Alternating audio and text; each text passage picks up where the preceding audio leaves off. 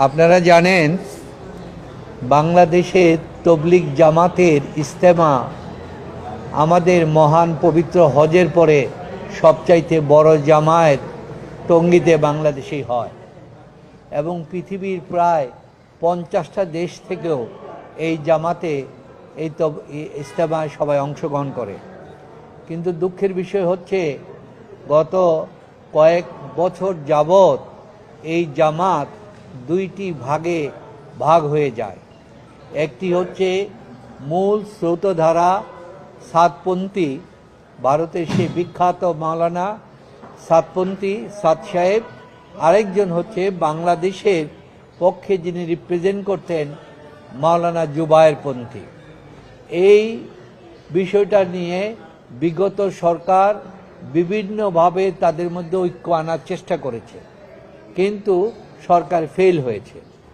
এইবারও সরকারও ঐক্য আনার চেষ্টা করেছে, কিন্তু তাদের মধ্যে কোনো ঐক্য আনা যায় নাই। এই জন্য গত 18 তারিখ ওই ডিসেম্বরের 18 তারিখ ময়দান পরিদর্শনের জন্য দুই পক্ষের লোকজনে গিয়েছিলেন। সেখানে একটা তর্ক বিতর্ককে কেন্দ্র করে তাদের মধ্যে একটা উত্তেজনা সৃষ্টি হয়। সেখানে সাতপন্থী দাবি করছে তাদের একজনকে হত্যা করা হয়েছে, বাকি আরও কয়েকজন মারা গিয়েছে এবং তৃতীয় পক্ষ সেখানে ঢুকে পড়েছে বলে সবারই আশঙ্কা।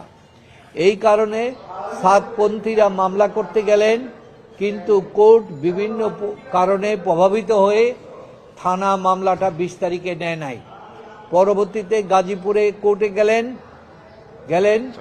22 তারিখে, কিন্তু কোর্টে তারা ঢুকতে পারে নাই, চারিদিক থেকে তাদেরকে বাধা দেওয়া হলো।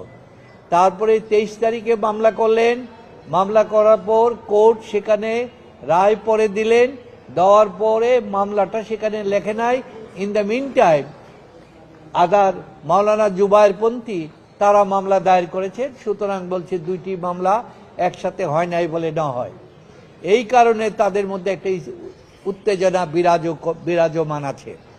এই উত্তেজনা বিরাজমান অবস্থায় সরকার প্রথমে আগামী এই মাসের 31, 1, 2, 3 জুবায়েরপন্থীদের জন্য স্থান নির্ধারণ করেছেন ইজতেমা মাঠ, এবং 7, 8, 9 করেছেন সাতপন্থীদের জন্য।